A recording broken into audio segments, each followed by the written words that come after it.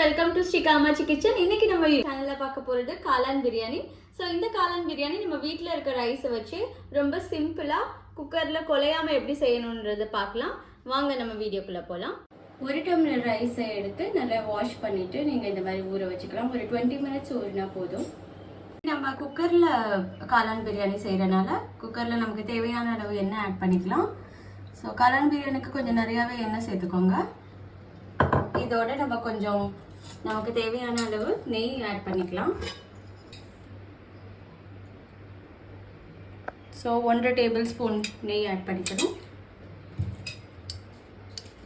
ஒரு இலை பட்டை 1, ஸோ முழு லவங்கம் 2. இதில் நம்ம சாப் பண்ணி வச்சுருக்க 2 முழு ஆனியன் சேர்த்துக்கலாம்.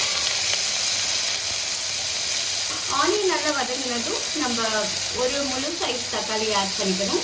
ஸோ இதில் நமக்கு தேவையான உப்பு ஆட் பண்ணிவிட்டு இந்த வெங்காயம் பொன்னிறம் ஆகுற வரைக்கும் நம்ம இதை வதங்கணும்.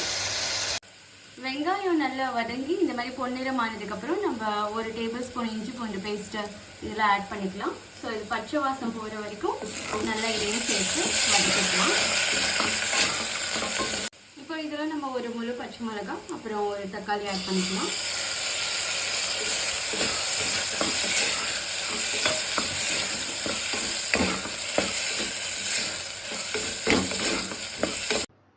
இதில் 2 டீஸ்பூன் பிரியாணி மசாலா, 1 டீஸ்பூன் மல்லித்தூள், 1 டீஸ்பூன் கரம் மசாலா, 1 டீஸ்பூன் மிளகாய் தூள், 1/4 டீஸ்பூன் மஞ்சத்தூள் சேர்த்து மிக்ஸ் பண்ணிக்க போகிறோம். ஸோ இந்த வெங்காயம் தக்காளி வதங்கி வந்ததுக்கப்புறம் இந்த எல்லாத்தையும் நம்ம எடுத்து வச்சுருக்க மசாலா இதில் ஆட் பண்ணிக்கலாம். இது நல்லா கலந்து விட்டுணும். இதில் நம்ம ஒரு 3 டேபிள் ஸ்பூன் தயிர் எடுத்து ஆட் பண்ணிக்க போகிறோம். ஒரு கொத்து புதினா நல்லா மிக்ஸ் பண்ணிக்கோங்க. ஸோ கிரேவி இந்த கன்சிஸ்டன்சியில் இருக்கும். இப்போ நம்ம வெட்டி வச்சுருக்க இந்த காளானை ஆட் பண்ணிக்கலாம். ஸோ இங்கே பாருங்கள், இந்த மாதிரி காளான் வெட்டி இருக்கணும்.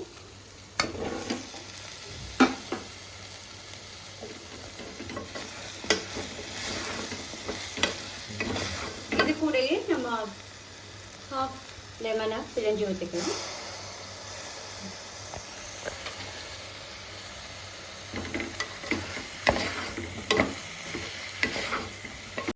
இது ஒரு 2 மினிட்ஸ் இப்படியே வதங்கட்டும். நம்ம அதுக்கப்புறம் தனியாக எடுத்து வச்சுருக்க ரைஸை இதில் ஆட் பண்ணிக்கலாம். இப்போ 2 மினிட்ஸ் ஆயிடுச்சு. நம்ம ரைஸை இதில் சேர்த்து நல்லா வதக்கிக்கலாம்.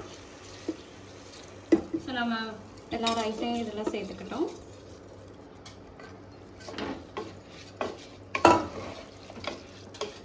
ஸோ இந்த ஸ்டேஜில் உங்களுக்கு தேவையான உப்பை நீங்கள் ஆட் பண்ணிக்கலாம். நான் இதில் கொஞ்சம் உப்பு சேர்த்துக்கிறேன்.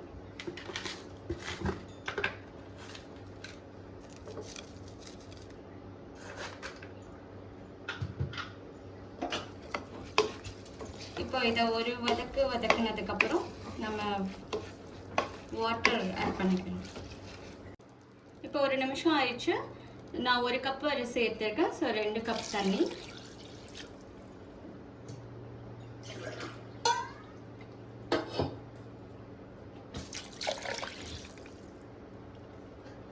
இப்போ இந்த ஸ்டேஜில் நீங்கள் உப்பு கரெக்டாக இருக்கான்னு செக் பண்ணிவிட்டு நம்ம குக்கரை மூடி வச்சிடலாம்.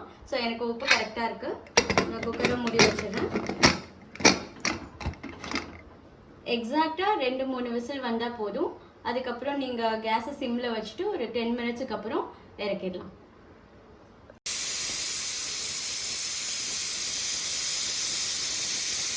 இப்போ நமக்கு 2 விசில் வந்துடுச்சு.